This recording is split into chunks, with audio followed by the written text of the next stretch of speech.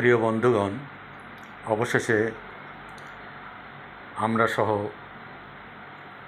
এই পৃথিবীর কোটি কোটি মানুষের আশা এবং ইচ্ছাই বাস্তবে রূপ লাভ করেছে।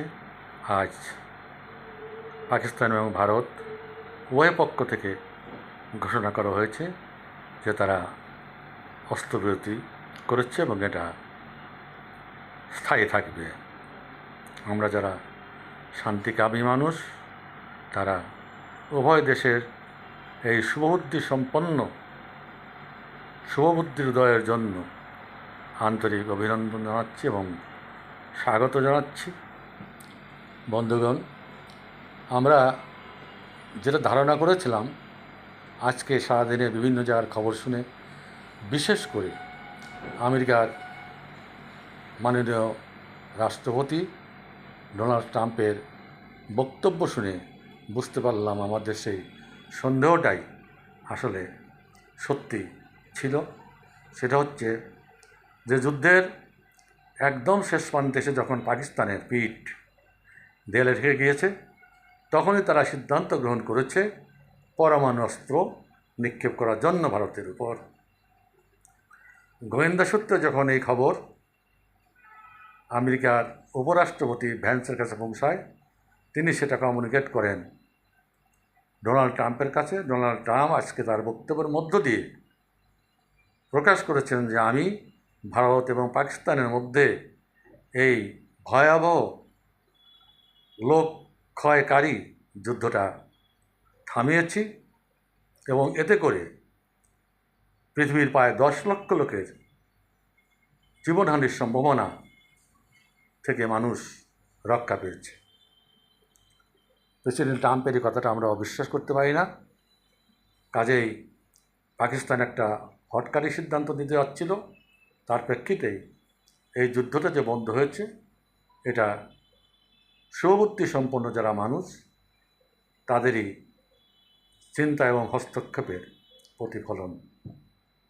যাই হোক বন্ধুরা, আমরা সবসময় শান্তির পক্ষে, শান্তি আশা করি। আজকে বৌদ্ধ পূর্ণিমা, মহান বুদ্ধের সেই বাণী আমরা আজকের দিনে স্মরণ করতে পারি। পৃথিবীর সকল মানুষ সুখী হোক, পৃথিবীর সকল মানুষ অহিংস নীতিতে বিশ্বাস স্থাপন করুক। আমার প্রিয় দর্শক শ্রোতা,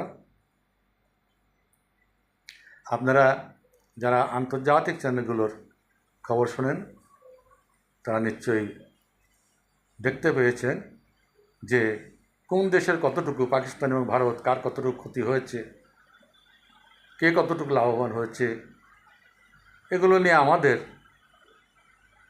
চিন্তা করার অবকাশ নেই। আমরা চিন্তা করি না, যুদ্ধ থেমেছে, এইটাই আমাদের কাছে খুব বড় একটা খবর। রবীন্দ্রনাথের ভাষায় আমরা আজকের দিনে বলতে চাই, কার হলো জয়, কার পরাজয়, কে বা আগে, কে বা পিছে। যুদ্ধে কারোর জয় হয় না। রক্তাক্ত প্রান্তর সেই মারাঠা, মোগল, আহমদ শাহ আবদালি এবং বাবরের মধ্যে যুদ্ধে আমরা দেখেছি যে যুদ্ধের পরিণতি লক্ষ লক্ষ জীবনের ক্ষয়, যার জন্যে আহমদ শাহ আবদালি বলেছিলেন যে এত লক্ষ জীবনের বিনিময়ে আমরা যা পেয়েছি সেটা জয় নয়। আমিও জয়ী হইনি, আমার বিপক্ষে যারা ছিলেন তারাও জয় হয়নি, আমরা মানবতার কাছে পরাজিত হয়েছি। বন্ধুগণ, আপনাদের সবাইকে ধন্যবাদ। আমরা আমাদের দেশের মঙ্গল কামনা করব। আজকের দিনে আমাদের বাংলাদেশে যা কিছু ঘটছে, যা কিছু বিবেকহীনতা, যা কিছু মানবতার বিপক্ষে, তা থেকে আমাদের সকল পক্ষকে বিরত হবার জন্যে আমরা আহ্বান করছি।